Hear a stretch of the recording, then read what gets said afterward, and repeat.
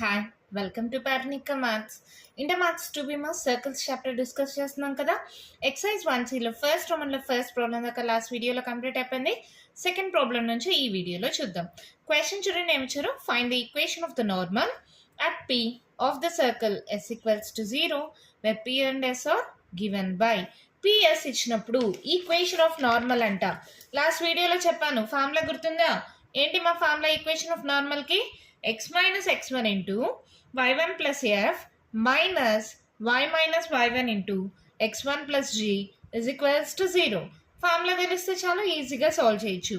రాసేద్దామా? దీన్ని x1 y1 అనుకోండి, x square plus y square plus 2gx plus 2fy plus c equals to 0 మోడల్లో ఉందా?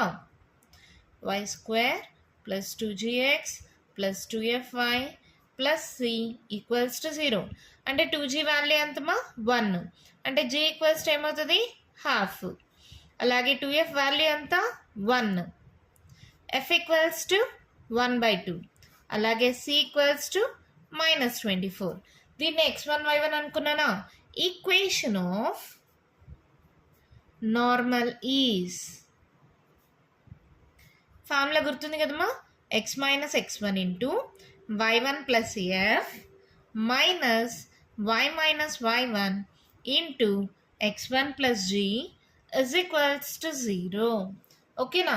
ఇంకా వాల్యూ సబ్స్టిట్యూట్ చేసేయండి, సాల్వ్ చేసేయండి, ఆన్సర్ వచ్చేస్తుంది. x minus x1 అంటే 3 into y1 minus 4 plus f అంటే హాఫ్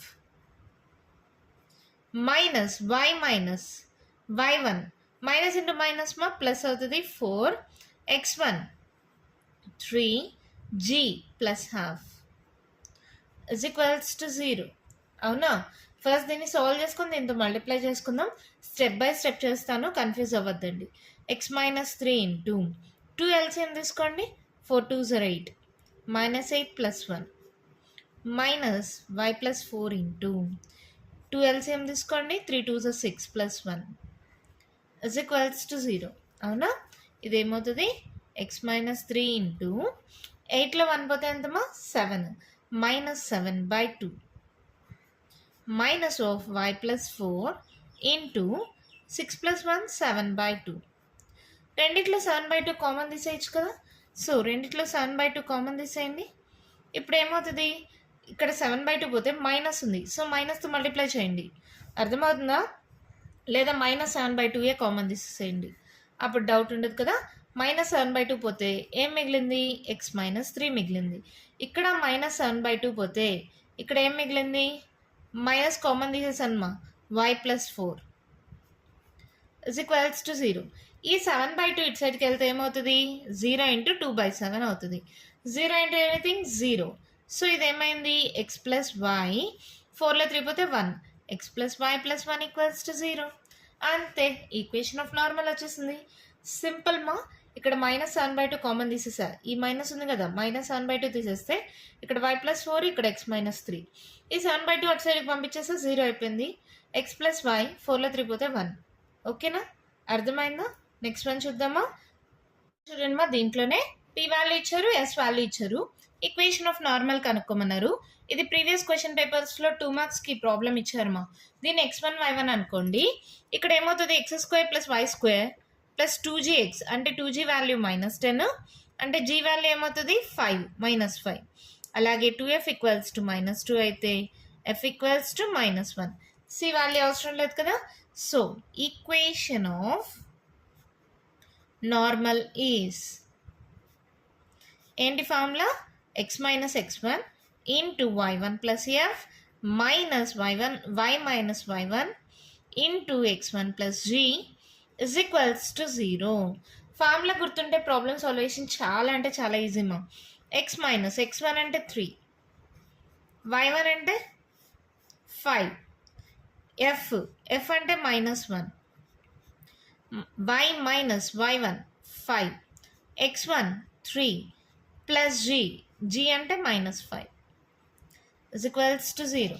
సో సాల్వ్ చేయండి. x minus 3 అలాగే పెట్టుకోండి. 5లో 1 పోతే 4, y minus 5, 5లో 3 పోతే ఎంత? 2, పెద్ద number symbol minus, so -2.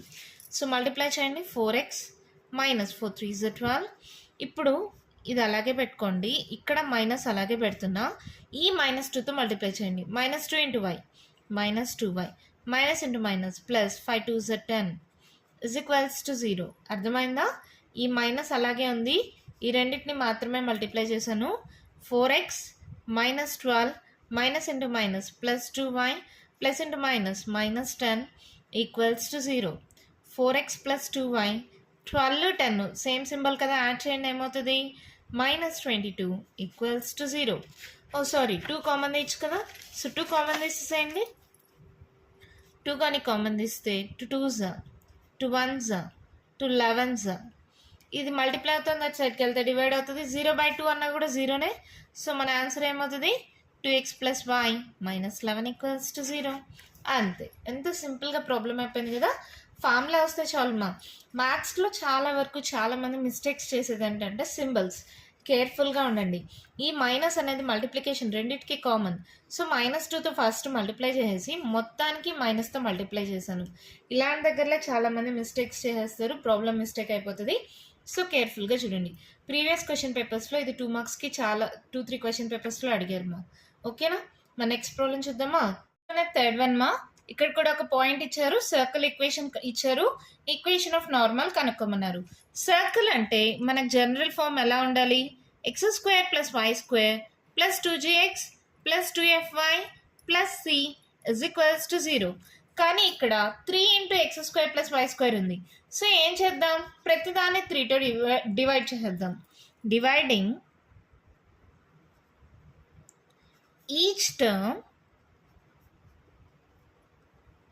by 3. అప్పుడు ఏమవుతుంది? x² + y² -19/3x -29/3y + 76/3 solve అవుతుందా? 3 2s 6 1 క్యారీ ఆన్ 3 5s 15 రాదు కదా. సో 76/3. ఓకేనా? ఇప్పుడు ఇది ఏ మోడల్లో ఉంది? x² + y² + 2gx + 2fy + c = 0. అంటే 2g వాల్యూ ఎంత? -19/3. సో g వాల్యూ ఏమవుతుంది? -19/6. 2f వాల్యూ ఎంత? -29/3. f వాల్యూ ఏమవుతుంది? -29/6. 3 2s 6 ఇది మల్టిప్లై అవుతుంది, ఇటు సైడ్కి వస్తే డివైడ్ అవుతుంది. gf వాల్యూస్ వచ్చేసాయి. ఇక్కడ x1 y1 వాల్యూస్ ఉన్నాయి. ఇప్పుడు ఈక్వేషన్ ఆఫ్ నార్మల్ రాయండి. ఓకేనా? కేర్ఫుల్గా ఉండండి. x² y² ఇలా ఏదైనా వాల్యూ ఇస్తే ఆ వాల్యూతో డివైడ్ చేసి తర్వాత చేయాలి. ఎప్పుడైనా సరే జనరల్ ఫామ్లో కన్వర్ట్ చేసుకొనే సాల్వ్ చేయాలి. జనరల్ ఫామ్ ఏంటి? x² + y² + 2gx + 2fy + c = 0. మీకు తెలుసు కదా. ఈక్వేషన్ ఆఫ్ నార్మల్ ఈజ్ ఏంటి మా formula? x - x1 × y1 + f minus y minus y1 into x1 plus g is equals to 0. Formula మర్చిపోద్దండి. ఈ ఫార్ములా మర్చిపోతే కష్టమ్మా. x minus x1 into y1 plus f minus y minus y1 into x1 plus g is equals to 0. గుర్తుంటుందా? x minus x1 ఎంతమా? 1, y1 3, f minus 29/6 minus y minus y1 3, x1 1, g minus 19/6 is equals to 0. ఇప్పుడు దీన్ని solve చేయండి. x minus 1 into LCM ఏంటి? 6. So 6 3s are 18. 18 minus 29. y minus 3 into ఇక్కడ కూడా LCM 6. 6 1s are 6 minus 19 is equals to 0. So ఇది ఏమవుతుంది? x minus 1 into 29లో 18 minus చేయండి. 9లో 8 పోతే 1, 2లో 1 పోతే 1. పెద్ద number symbol minus. So minus 11/6 minus y minus 3 into 19లో 6 minus చేయండి మా. 9లో 6 మైనస్ చేస్తే ఎంత? 3 1 13. సో పెద్ద number symbol minus. -13/6 is equals to 0. ఇక్కడ చూడండి, -11/6 -13/6 -1/6 కామన్ తీసేస్తున్నాం. -1/6 కానీ కామన్ తీస్తే ఇక్కడ ఎంత మిగులుతుంది? 11 మిగిలింది. 11 into x minus 1. ఇక్కడ ఏంటి? -1/6 కామన్ తీసేసాయి. ఇక్కడ ఏం మిగులుతుంది? 13. -13 into y minus 3 is equals to 0. అర్థమైందా? -1/6 కామన్ తీసా, -/6 కామన్ తీసాను, మా పైన ఉండేది వదిలేయండి. -/6 ఆ రెండు కామన్ తీసా, మైనస్ పోయింది కాబట్టి 11 × x - 1 మైనస్ పోయింది, ఇక్కడ మైనస్ ఉంది కదా, సో -13 × y - 3. అర్థమైందా? ఇలాంటి స్టెప్స్లోనే కొంచెం కేర్ఫుల్గా ఉండండి. అందరూ ఫాస్ట్గా చెప్పేటప్పుడు చెప్పేస్తారు, కానీ మీకు ప్రాబ్లమ్ సాల్వ్ చేసేటప్పుడు ఇలాంటి దగ్గరలో మిస్టేక్ పోతాయి. ఇక్కడ 2 మైనస్లు ఉన్నాయి, ఒక మైనస్ మాత్రమే కామన్ తీసా, సో ఇంకో మైనస్ ఉంటుంది. ఓకేనా? ఇప్పుడు అర్థమైంది కదా. ఇప్పుడు ఈ -1/6 మల్టిప్లై అవుతుంది, అటు సైడ్కి వెళ్తే డివైడ్ అవుతుంది, 0 అయిపోతుంది. ఇది మాత్రమే సాల్వ్ చేయండి. 11x - 11 -13y minus into minus plus 13 3 is 39 is equals to 0. So answer ఏమవుతుంది? 11x - 13y. 39లో 11 మైనస్ చేయండి మా, 9లో 1 పోతే 8, 3లో 1 పోతే 2. సో పెద్ద number symbol plus, so +28 equals to 0. అంతే, మన ప్రాబ్లం అయిపోయింది. అర్థమైంది కదా. ఇక్కడ కామన్ తీసేటప్పుడు సింబల్స్తో కేర్ఫుల్గా ఉండండి. మళ్ళీ మళ్ళీ చెప్తున్నా, చాలామంది తప్పులు చేసేది అక్కడే. మరి నెక్స్ట్ ప్రాబ్లం చూద్దామా. దీంట్లోనే 4th వన్ మా పాయింట్ ఇచ్చారు, సర్కిల్ ఇచ్చారు.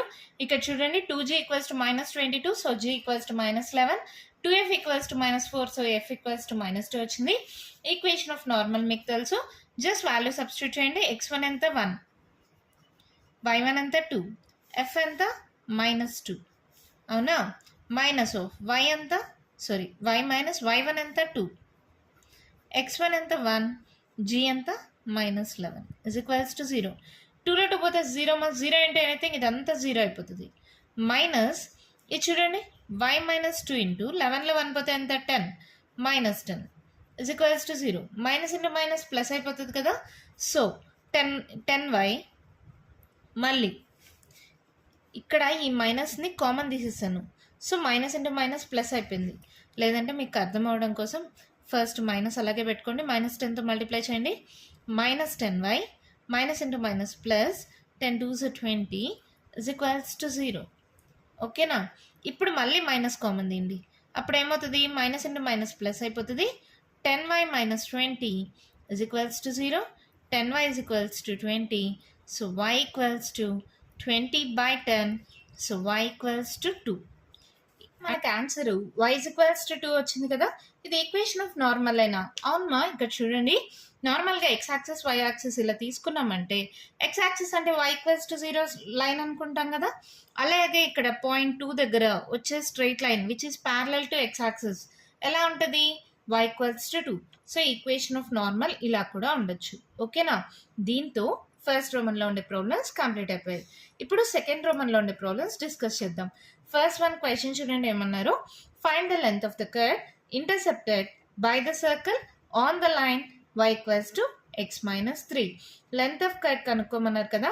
లాస్ట్ వీడియోలో నేను ఈ ఫార్ములా చెప్పడం మర్చిపోయాను. లెంత్ ఆఫ్ ఎ కర్వ్కి ఫార్ములా వచ్చి 2√r² - d².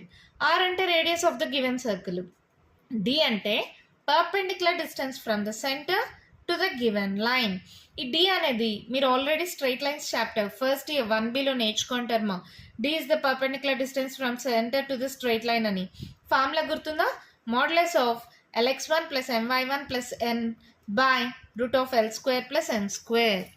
d is equals to modulus of lx1 + my1 + n by √l² + m².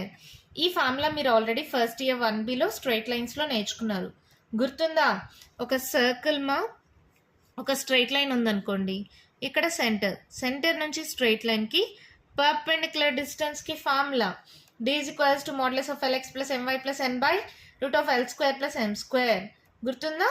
ఈ ఫార్ములాని యూజ్ చేస్తాం. ఇప్పుడు చూడండి, సర్కిల్ ఈక్వేషన్ ఇచ్చారు, లైన్ ఇచ్చారు. ఇప్పుడు లెంత్ ఆఫ్ కర్వ్ కనుక్కోమన్నారు, దానికి ఫార్ములా ఇది, డీకి ఫార్ములా ఇది. మరి కనుక్కుందామా? ఫస్ట్ గివెన్ సర్కిల్ ఏంటది? x² + y² - x + 3y - 22 is equals to 0. దీని నుంచి ఇదే మోడల్లో ఉంది, x² + y² + 2gx + 2fy + c = 0 కదా. అంటే 2g = ఎంత? -1 అంటే g equals to -1/2. 2f equals to 3, f equals to 3/2. అలాగే c ఈక్వల్స్ టు ఎంత -22. సెంటర్కి ఫార్ములా ఏంటమ్మా -g, -f. సో సెంటర్ ఏమవుతుంది -1/2 కాస్త +1/2 +3/2 కాస్త -3/2. సెంటర్ వచ్చేసిందా. అలాగే నాకు రేడియస్ కావాలి కదా, r. Radius equals to √g² + f² - c. √g², 1/2 whole square మా ఏమవుతుంది 1/2² 4. ఈ మైనస్ ఇంటూ మైనస్ ప్లస్ అయిపోతుంది, f² కదా, 3² 9, 2² 4 minus c, minus into minus plus 22. So LCM తీసుకోండి, 4 ఎల్సిఎం 1 + 9 + 22 × 4, 4 2 0 8, 4 2 0 8. సో ఇది ఏమవుతుంది 9 + 1 10, 88 + 10 98/4. రేడియస్ కూడా వచ్చేసిందా. సెంటర్ తెలుసు, రేడియస్ తెలుసు. ఇప్పుడు d కనుక్కుందాం. d is equals to perpendicular distance. Formula చెప్పాను కదా, d is equals to modulus of lx1 + my1 + n by √l² + m². ఇక్కడ గివెన్ స్ట్రైట్ లైన్ ఏంటి మాది, ఏమిచ్చే స్ట్రైట్ లైన్ y = x - 3. ఒకే సైడ్కి పంపించేసేయండి, వైని కూడా అటు సైడ్కి పంపిస్తే x - y - 3 = 0. ఇది ఏ మోడల్లో ఉంది, lx + my + n = 0. అంటే l వాల్యూ ఎంత 1, m వాల్యూ ఎంత -1, n వాల్యూ ఎంత -3. lmn తెలుసు, ఇక్కడ సెంటర్ ఉంది కదా, ఇది x1 y1. ఇప్పుడు దీలో అన్ని వాల్యూ సబ్స్టిట్యూట్ చేస్తే సరిపోతుందా. సబ్స్టిట్యూట్ చేయండి మా. d is equals to modulus of l అంటే 1 ఇంటూ x1 అంటే 1/2, m అంటే -1, y1 అంటే -3/2, x1 y1 మా n అంటే -3 by √l² 1² + m² -1 whole square. ఓకేనా. ఇది సాల్వ్ చేయండి. ఇప్పుడు ఇది ఏమవుతుంది 1/2 minus into minus plus 3/2 -3 by √1² 1 minus into minus plus 1² 1. So ఇక్కడ ఎల్సిఎం తీసుకోండి, 1 + 3 - 3 2 6 బై √2. అవునా. సో ఇదేమవుతుంది చూడండి, 3 + 1 4 మా, 6లో 4 పోతే ఎంత 2, మోడ్యులస్ ఆఫ్ -2/2 బై √2. సో -2/2 అంటే మోడ్యులస్ ఆఫ్ -1/√2. మోడ్యులస్ ఉంది కాబట్టి మైనస్ కాస్త ప్లస్ అయిపోయి 1/√2. డి వాల్యూ కూడా వచ్చేసిందా. ఇంకేముంది, therefore length of curve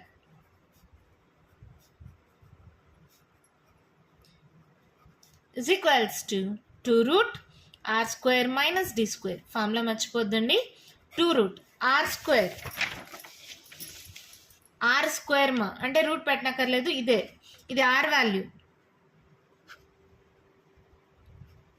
square value ఏమవుతుంది, √2² క్యాన్సిల్ అయిపోయి 98/4. d² 1/√2 whole square, square root cancel అయిపోయి 1/2 అవుతుంది. అర్థమైందా. r² అంటే స్క్వేర్ రూట్ క్యాన్సిల్ అయిపోయి 98/4 అయింది. అలాగే d² అంటే స్క్వేర్ రూట్ క్యాన్సిల్ అయిపోయి 1/2 అయింది. ఇప్పుడు సాల్వ్ చేయండి దీన్ని. ఎల్సిఎం తీసుకోండి, 4 ఎల్సిఎం 98 - 1/2 × 4 మా, 2 1s 2 2s. ఓకేనా. 98 2√98లో 2 పోతే 96 బై √4 అంటే 2, ఈ 2 క్యాన్సిల్. √96 అంటే ఎలా రాస్తాం, ఫ్యాక్టర్స్ కనుక్కోండి. 2 4s 8, 2 8s 16, 2 2s 4, 2 4s 8, 2 1s 2 2s 2 6. So ఎలా రాయొచ్చు, 2 × 2 × 2 × 2 × 6. సో దీన్ని 2² × 2² × 6. Square root cancel 2, square root cancel 2, √6. So 4√6. ఇవన్నీ సాల్వ్ చేయనక్కర్లేదు, చాలామందికి తెలియదని నేను స్టెప్ బై స్టెప్ చేశాను. √96 అంటే డైరెక్ట్గా 4√6 అని రాసేయచ్చు. లెంత్ ఆఫ్ కర్డ్ వచ్చేసిందా? అంతే, మన ప్రాబ్లం అయిపోయింది. చాలా సింపుల్ ప్రాబ్లమ్మా. ఈ ఫార్ములా తెలిస్తే చాలు, 2√r² - d². సర్కిల్ ఇచ్చారా, సెంటర్ తెలుస్తుందా, రేడియస్ కనుక్కోవడం మీకు తెలుసా? మీకు కొత్తగా కనుక్కోంది ఏంటి ఇక్కడ? D value. డి అంటే ఫార్ములా ఏంటి? Modulus of lx1 + my1 + n/√l² + m². ఇది కూడా ఈ ఇయర్లో కొత్తగా ఉంది, కానీ first year 1B straight lines చాప్టర్లో నేర్చుకున్నారు కదా. Same formula.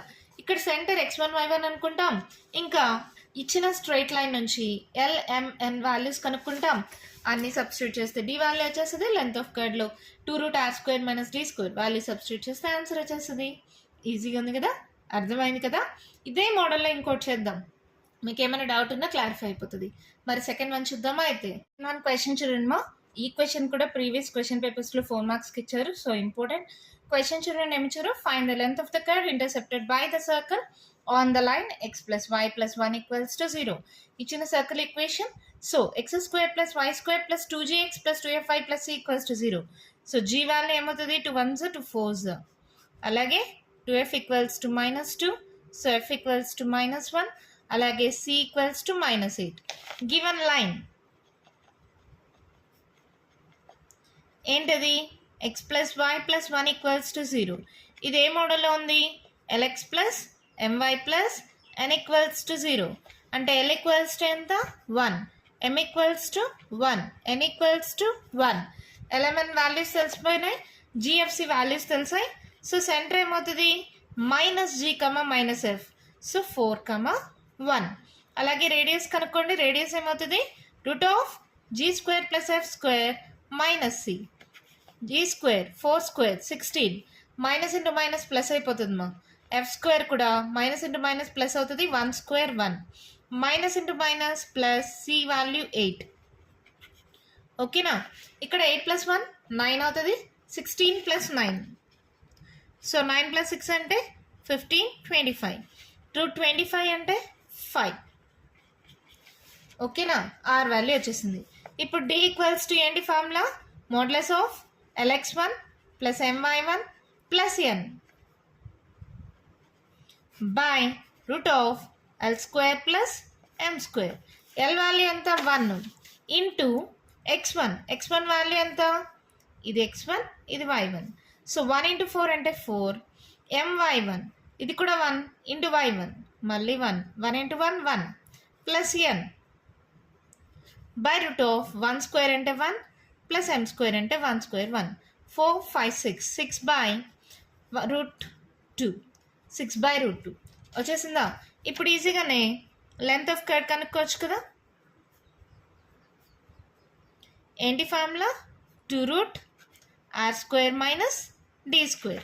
ఇది r = 5 అయితే r² ఎంతమా? 5² 25 అయింది. అలాగే d = ఇచ్చారు వాల్యూ.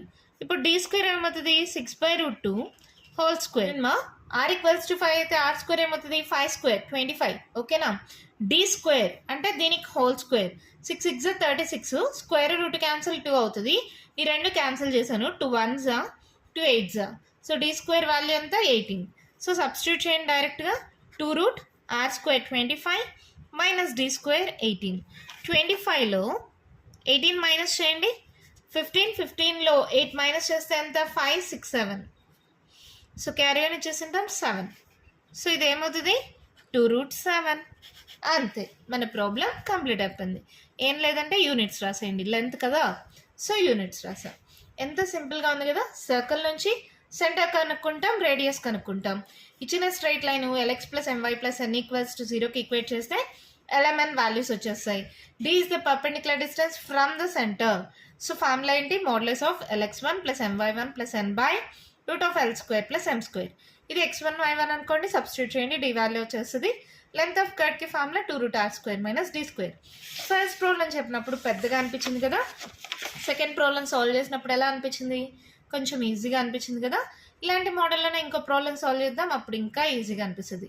మరి నెక్స్ట్ ప్రాబ్లం చూద్దామా? అయితే క్వశ్చన్ చూడండి. ఏమి ఇచ్చారు? Find the length of the curve formed by the circle x² + y² = a² on the line x cos α + y sin α = p. Solution. Given circle ఏంటది x square plus y square equals to A square. ఇలా ఉంటే centre ఏమవుతుందమ్మా 0,0 origin తెలుసు కదా. So radius ఏంటి x square plus y square equals to r square అంటే r equals to a. అవునా, centre తెలుసు, రేడియస్ తెలుసు. ఇంకేముంది next given line x cos alpha plus y sine alpha, ఈ ప్లస్ పీ ఇటు సైడ్కి వస్తే minus p is equals to 0.